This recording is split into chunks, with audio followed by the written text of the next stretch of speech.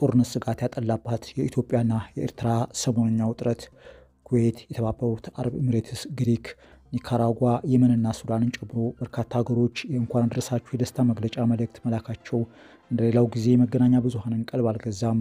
ሌላው ቀርቶ የአፍሪካ ህብረት ኮሚሽን ሊቀመንበርም ሆነ የአሜሪካው የውጭ ጉዳይ ሚኒስትር ኃላፊ ማርኮ ሩቢዮ የደስታ መልእክት መላካቸውም ቢሆን ብዙም ትኩረት አላገኘም ነበር።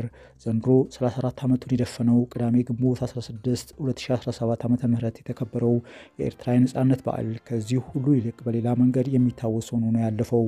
ከአገሪቱ የነጻነት በዓል እኩል በፕሬዝዳንታዊ ስልጣን የቆዩት የዕድሜም የስልጣኔን ባለጸጋው ፕሬዝዳንት ኢሳያስ አፈወርቂ በዓሉ በአስመራ በደማቁ ሲከበር ያስተላለፉት መልእክት ነው አየር ሞገዱን ከሁሉም በላይ ተቆጣጥሮት የነበረው። የአሜሪካ የውጭ ጉዳይ ሚኒስትር የእንኳን አደረሳችሁ መግለጫ ኤርትራ ደማቅ ታሪክና ባህል ያላት ብቻ ሳይሆን በአፍሪካ ቀንድ ቀጠና ሰላምና ብልጽግናን እንዲሰፍን እንደ አሜሪካ የምትፈልግ አገር መሆኗን እውቅና እንደሚሰጠው ያትታል።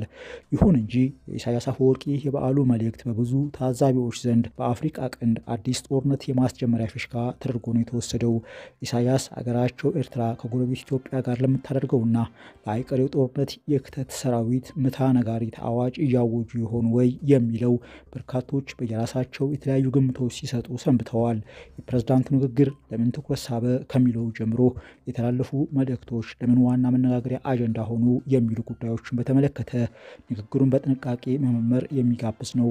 የኢትዮጵያ ህመም ከጀመረ ከ80 ዓመታት ወይም ከ3 ትውልድ ያላነሰ ዕድሜ መቆጠሩን የጠቀሱት ኢሳያስ እንደ አሜሪካና ሶቪየት ህብረት ባሉ አገሮች ጣልቃ ገብነትና የተዛባ ፖሊሲ የተነሳ በኢትዮጵያ ለአገረ መንግስት ምስረታ አጋጥሞ የነበሩ እድሎች ሲመክሩ መቆየታቸውን ያወሳሉ። በሂደት የተፈጠረው የብሔር ፌዴራላዊ ስርዓት የኢትዮጵያን ፖለቲካ ህመም እንዳጠናውና ብዙ ቀውስም እንዳስከተለ ነው እየተናገሩት። ኢሳያስ ይህንን ብለው ሲያበቁም የዛሬ 7 ዓመት በኢትዮጵያ ተፈጥሮ የነበረው የፖለቲካ ለውጥ ወይም ሪፎርም በኢትዮጵያ ብቻ ሳይሆን በኤርትራና በሌሎች ጎረቤት አገሮች ህዝቦች ዘንድ ጭምር በጎ ተስፋ የፈጠረ እንደነበር የቅርብ ጊዜ ትዝታችን ነው። ይሁን እንጂ ይህንን ያልወደዱ የውጭ ኃይሎች ያሳደሩት ጫናና የእነሱን ጫናም ለመቀበል የብልጽግና መንግስት በመፍቀዱ በኢትዮጵያ ህዝብ ላይ ከባድ ቀውስ ያስከተለ ጦርነትና ግጭት እንዲከሰት አድርጓል ብለዋል። ፕሬዝዳንት ኢሳያስ በኢትዮጵያ የመጣውን ለውጥ አገራቸው ለመደገፍ እንደሞከረች ገልጸዋል። ከዚህ በተጨማሪም የኤርትራ ህዝብና መንግስት በኢትዮጵያ የመጣውን ለውጥ እንዳይደናቀፍ ድጋፍ ማድረጋቸውን እንደማይጸጸቱበት የጠቀሱት አቶ ኢሳያስ በሰሜን ኢትዮጵያ በተካሄደው ከባድ ጦርነት ኤርትራ ጦሯን ማስገባቷና የኢትዮጵያ መንግስት መደገፏንም በዚሁ መንገድ ሊታይ የሚገባው መሆኑን ነው ያስረዱት። ጥቂት ጊዜ እንደቆየ የኢትዮጵያን ሪፎርም እንመራለን የሚሉት ብልጽግናዎች ማንነታቸው በገሃድ መታየት ጀመረ። የፕሪቶሪያ የሰላም ስምምነትን ተከትሎ በሌላ ማንነት ሲከሰቱ ባለፉት ጥቂት ዓመታት እናያቸው ጀመር። ዛሬ ኃላፊነት የጎደለው አጀንዳና አቋም እያራመዱ ይገኛሉ። የውሃ አጀንዳን በመቀስቀስ አንድ ጊዜ የአባይ ውሃ ሌላ ጊዜ ደግሞ ቀይ ባህር እንዲሁም የባህር በር ይላሉ። ሲፈልጉ የኦሮሞን ህዝብን የማይወክለውን የኦሮሞማን ርዕዮተ ዓለምን ያራግባሉ። በሌላ በኩል ደግሞ የኩሻውያንና የሰማያውያን ጠላትነት አጀንዳ ያቀጣጥላሉ። ከዚህ በተጨማሪም የአፋር መሬት ለሚፈልጉት የብሔር ግጭት መቀስቀሻ አጀንዳነት ሊያውሉት ይቃጣቸዋል በማለት ነው ጠንከር ባሉ ቃላት የኢትዮጵያን መንግስትን የተቹት። የኢትዮጵያ መንግስት በጣር ቃላት ሲተቹ የተደመጡት ኢሳያስ አፈወርቂ በማሳረጊያቸው የመከላከያ ኃይል ጠንካራ ዝግጅትን አስፈላጊነት በትኩረት አውስተዋል። ኤርትራ በመከላከያ ብቻ ሳይሆን በሁለንተናዊ ሀገራዊ ጥንካሬ ራሷን እንደምታዘጋጅ ያብራሩ ሲሆን አገራቸው በሚመጣው ነገር ሁሉ ምላሽ ለመስጠት የሚያስችል ሁለንተናዊ ጥንካሬ በመፍጠር ላይ ተግታ እየሰራች ስለመሆኑ አስምረውበታል። ይህ የኤርትራ ነጻነት በዓል ላይ የተነገረው የኢሳያስ መልእክት ደግሞ ለአይቀሬው ጦርነት አገራቸው እየተሰናዳች ስለመሆኑ አመላካች ነው ተብሎ በሰፊው መነጋገሪያ ሆኗል። ተቃዋሚ ፖለቲከኛው ጀዋር መሐመድን ጨምሮ የመንግስት ባለስልጣኑ ዶክተር ብርሃኑ ሌንጄሶ፣ የሚዲያ ሰዎችና በርካታ የማህበራዊ ትስስር ገጾች ተዋንያን የኢሳያስ አፈወርቂ ንግግር በተለይም ኦሮሞማ ብለው ስለጠሩት ርዕዮተ ዓለም ስህተት በሰፊው ሲተቹ ሰንብተዋል። ከዚህ በመለስ ሪፖርተር ያነጋገራቸው የኦሮሞማ ፌዴራሊስት ኮንግረስ ተቀዳሚ ምክትል ሊቀመንበር አቶ ሙላቱ ገመቹ የኤርትራውን ፕሬዝዳንት ንግግር ጠባጫሪና ተንኳሽ መሆኑን ተናግረዋል። አቶ ኢሳያስ የኢትዮጵያን ጠንካራ አገር ሆኖ መኖር አይፈልጉም። ኢሳያስ ኦሮሞማን እንደ ርዕዮተ ዓለም ቆጥረው በመወንጀላቸው ስህተት ነው። ኦሮሞማ የኦሮሞ ህዝብ እሴት፣ ባህልና ማንነት እንጂ ርዕዮተ ዓለም አይደለም። ብልጽግና የኢትዮጵያ መንግስት ነው እንጂ ከኦሮሞ ህዝብ ብቻ የወጣ የፖለቲካ ስርዓት አይደለም።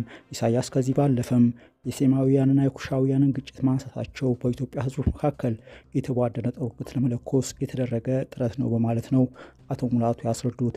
ከተለያየ አቅጣጫ ላይ ኢሳያስ ንግግር የሚሰጡ መልሶች በቀጠሉበት በዚህ ወቅት ለፕሬዝዳንቱ በእንግሊዝኛ ግልጽ ደብዳቤ ብለው ሰፊ መጣጥፍ ያስነበቡት የአዲስ አበባ ዩኒቨርሲቲ የፖለቲካ ሳይንስ መምህር ዶክተር መብራቱ ከለቻ በበኩላቸው ጠለቅ ያሉ ሀሳቦች አስፍረዋል። ፕሬዝዳንት ኢሳያስ ስለ ውጭ ኃይሎች ጣልቃ ገብነት ያወራሉ። ይሁን እንጂ የእሳቸው ጦር ኢትዮጵያ ጦርነት ውስጥ ገብቶ መሳተፉና ከፍተኛ ጭፍጨፋና እልቂት መፈጸሙ ጣልቃ ገብነት ካልተባለ ሌላ የውጭ ጣልቃ ገብነት ከየት ሊመጣ ነው በማለት ዶክተር መብራቱ ይሞግታሉ። ኢሳያስ የሌለ የእጅ አዙር ጣልቃ ገብነት ትርክት በመሳል በጎረቤት ኢትዮጵያ ጦር አስገብተው የፈጸሙትን ወንጀል ለመሸፋፈን መሞከራቸው እጅግ አደገኛና ጨካኝ አቋም መሆኑን ነው ጸሐፊው የጠቀሱት። ኢትዮጵያ በብሔር ፖለቲካ ቀውስ ውስጥ ገብታለች ብለው ኢሳያስ መናገራቸው ተገቢነት የለውም።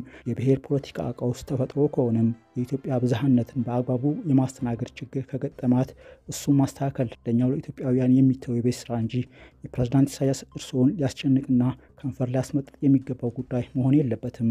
ከብሔር ፖለቲካ በተጨማሪም ስለ ኦሮሞማ ርዕዮተ ዓለም እንዲሁም ስለ ኩሽና ሴም ግጭት ማንሳትዎም ቢሆን የመነጨው እርስዎ ብዝሃነትን ለሚያስተናግድ ፖለቲካ ያለዎትን ጥላቻ እንጂ ሌላ አይደለም በማለት ነው የፖለቲካ መምህሩ ኢሳያስን የሚተች ሀሳባቸውን ያንጸባረቁት። በኢትዮጵያ ወገን ከተሰለፉ መንግስትን ከሚቃወሙና ከሚደግፉ መካከል በርካታ ልሂቃን የኢሳያስ ንግግር በመተቸት የተጠመዱበት በዚህ ወቅት ግን የኤርትራው መሪ መልእክት ጥቂት የማይባሉ ሰዎችን በተቃራኒው ጮቤ ሲያስረግጣቸው ታይተዋል።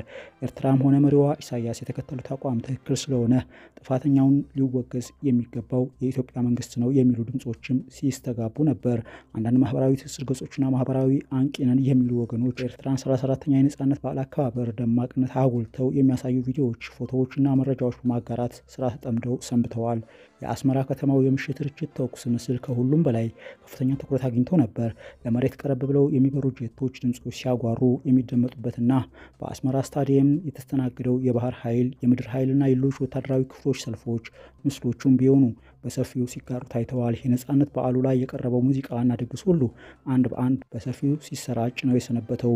ኤርትራ ደጋፊ ነን የሚሉ ወገኖች ኤርትራ ሁሉም ወጣት ተሰዶ ባዶዋን የቀረች አገር ሆናለች፣ ወጣቱ የግዳጅ ውትድርና ጠልቶ ከአገር በመሰደዱ የቀሩ ዜጎች አዛውንቶችና አረጋውያን ብቻ ናቸው፣ አገሪቱ ዛሬ የሚዋጋ ኃይል የሌላት ደካማ ናት ብለው የሚናገሩና ኤርትራን ሊያጠቁ የሚሞክሩ ሁሉ ይህንን የመሰለ ጦርና ኃይል አደራጅተናል የሚሉ መልእክቶች የሚያስተላልፉ መረጃዎችን በሰፊው ማሰራጨት ተጠምደው ነው የሰነበቱት። ከዚህ ጎን ለጎን ደግሞ ጽምዶ የተባለ ስለሚጠራውና የኤርትራና የህወሓት አዲስ የፖለቲካ ጋብቻ መግለጫ ሆኖ በማገልገል ላይ ስለሚገኘው የትብብር ፖለቲካ በሰፊው ሲያራግቡ የሰነበቱ ነበሩ።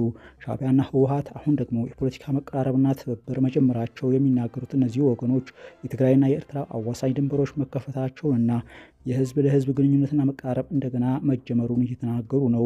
እነዚህ ወገኖች ከዚህ በተጨማሪም በሻዕቢያና በአማራ ፋኖ ኃይሎች መካከል ግንኙነቶችና ወዳጅነት መጠናከሩን በማከል ጭምር የኢትዮጵያ መንግስት በሰሜን ኢትዮጵያ አቅጣጫ ጦርነት ቢከፍት በተባበረ ክንድ ለመመከት የተዘጋጀ ጥምር ግንባር ቅንጅት ስለመፈጠሩ ለማስገንዘብ ሲጣጣሩ ነው የታዩት። ስለዚሁ ጉዳይ የተጠየቁ ስማቸው እንዲጠቀስ ያልፈለጉ አንድ የፖለቲካ ተንታኝ በበኩላቸው ሻዕቢያን ከህወሓት ሊያቀራርብ የሚችል አጋጣሚ እንደተፈጠረ ሁሉ ሻዕቢያን ከፋኖ ጋር በጋራ ለመስራት የሚያመች አጋጣሚ መኖሩን በመጥቀስ ነገር ግን የፋኖ ኃይሎች ከህወሓት ጋር በጋራ ተባብረው ይሰራሉ የሚለው ግምት አስቸጋሪ መሆኑን ተናግረዋል። ከሰሞኑ ፋኖዎች የራሳቸውን የመደራደሪያ ነው ያሉትን የጋራ አቋም በጽሁፍ ይፋ አድርገዋል። ከዚህ አቋም መረዳት እንደቻልኩት ደግሞ የፋኖ ጥያቄ ከህወሓትም ሆነ ከሻዕቢያ ጉዳይ ጋር የማይገናኝና በጋራ ለመስራትም እንቅፋት መሆኑን ነው በማለት ገልጸዋል። የኤርትራው መሪ ኢሳያስ አፈወርቂ በዚህ ደረጃ በኢትዮጵያ መንግስት ላይ ጠንካራ ትችትና ውግዘት ለማሰማት የፈለጉት ምን አስበው እንዲሁም ምን ተማምነው ነው የሚለው ጥያቄ የቀረበላቸው ተንታኙ የራሳቸውን ግምት አስቀምጠዋል። ሻዕቢያ አሁን የሰለጠነና የውጊያ ልምድ ያለው ጦር ባለቤት የሆነው የህወሓት ኃይል አጋርነት አግኝቶ ቀርቶ በትግራይ ጦርነት ወቅትም ቢሆን የኔ እርዳታ ባይኖር የኢትዮጵያ መንግስት ተሸንፎ ነበር የሚል ግምገማ አለው። ይህ ደግሞ የኢትዮጵያ መንግስት ባለስልጣናትም ሆነ የጦር አመራሮች ጭምር የሻዕቢያን ውለታ ሲያወድሱ ከመታየታቸው ጋር ተዳምሮ ጠንካራ እምነት ሆነዋል። ሻዕቢያ ከዚህ በተጨማሪም የሱዳን፣ የግብፅና የሳዑዲ አረቢያ ድጋፍ እንደሚኖረው በደንብ ያሰላ ይመስላል። የኢትዮጵያ በጦርነት መዳከምና ዓለም አቀፍ ድጋፍ መቀነስ በቅርብ ጊዜ በባህር በር ጥያቄ ጉዳይ ከጎረቤት ሀገሮች ጋር ከገባችበት ውጥረት ጋር ተዳምሮ ሻዕቢያ በቂ ዝግጅት አለኝ የሚል በራስ መተማመን እንዲፈጥርባት የሚጋብዝ ነው። ይሁን እንጂ ኢትዮጵያን ብትሆን ወደ ጦርነት ከተገባ ደጋፊ ሀገሮች እንደሚኖራት መገመት ቀላል ነው። ሱዳን ለዚህ ጥሩ ምሳሌ ናት። የሳዑዲ አረቢያና የተባበሩት አረብ ኤምሬትስ ተቃራኒ ጎራ ለይቶ በሱዳን ጦርነት መሰለፍ ግጭቱ ከ2 ዓመት በላይ ሳይበርድ እንዲቀጥል ምክንያት መሆኑ ይታወቃል።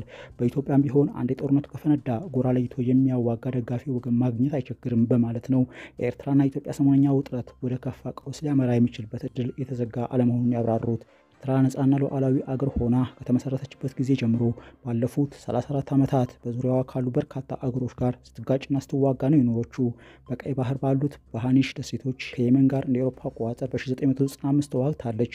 ከዚያ ወዲህ ደግሞ እንደ አውሮፓ አቆጣጠር በ1996 እስከ በ1998 የሱዳን ተቃዋሚዎችን ደግፋ የሱዳን መንግስትን ስትዋጋ ቆይታለች። እንደ አውሮፓ አቆጣጠር በ1998 እስከ 2000 ደግሞ ከኢትዮጵያ ጋር በባድመ ድንበር ይገባኛል የተነሳ ከባድ ጦርነት ስታካሄድ ቆይታለች። እንደ አውሮፓ አቆጣጠር በ2008 ደግሞ በራስ ዱሜራ ድንበር ይገባኛል የተነሳ ከጅቡቲ ጋር ወደ ግጭት ገብታለች።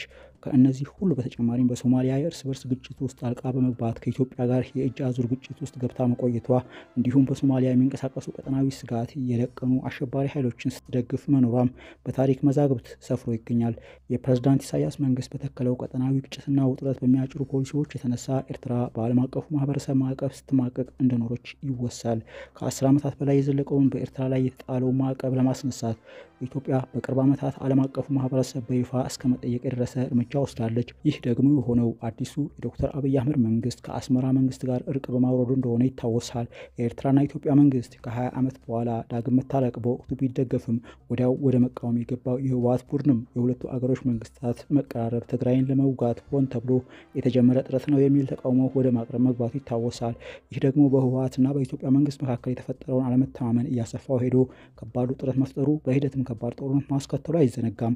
በዚህ ጦርነትም የኤርትራ ኃይል ከኢትዮጵያ ጎን የተሰለፈ ሲሆን ህወሓት በጦርነቱ ወቅት ሆነ ከፕሪቶሪያ ስምምነት በኋላ የኤርትራ የአማራና የኢትዮጵያ መንግስት ኃይሎችን የጠላትነት ስም ሲሰጣቸው መቆየቱ አይዘነጋም።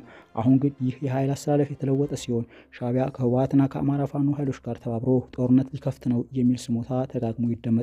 የትግራይ ፖለቲካን በቅርበት የሚከታተሉት ፕሮፌሰር ጌታቸው አሰፋ ዩኤምዲ በተባለ በግል የማህበራዊ ገጽ ሚዲያቸው ላይ ስለ ኤርትራና ስለ ኢትዮጵያ ጦርነት ዳግም መፈጠር ስጋት የህዝብ አስተያየት መጠየቅ ለተከታዮቻቸው አቅርበው እንደነበረ ቅዳሜ ለንባብ በቃው የሪፖርተር እንግሊዝኛ ጋዜጣ ላይ ሀሳባቸውን አጋርተዋል።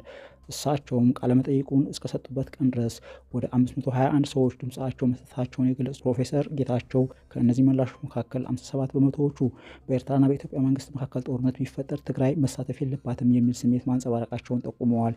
ትግራይ ከኢትዮጵያ መንግስት ጎን መቆም አለባት ያሉት 27 በመቶ መሆናቸውን የተናገሩት ፕሮፌሰሩ ቀሪዎቹ አነስተኛ 11 የመቶ አሃዝ ያላቸው አስተያየት ሰጪዎች ግን ከኤርትራ ጎን ተሰልፋ ከኢትዮጵያ መንግስትን መውጋት ይሻላል ማለታቸውም በመለስተኛ የህዝብ አስተያየት መገምገሚያ ሙከራቸው ለማወቅ እንደቻሉ አብራርተዋል።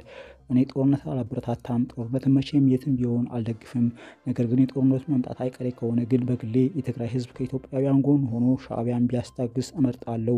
ሻዕቢያን ማስታገሱ ለትግራይም ለኢትዮጵያም ሆነ ለኤርትራ ለቀጠናው ጭምር ትልቅ እፎይታ የሚሰጥ ነው በማለት ነበር ፕሮፌሰር ጌታቸው ሪፖርተር ሀሳባቸውን ያጋሩት።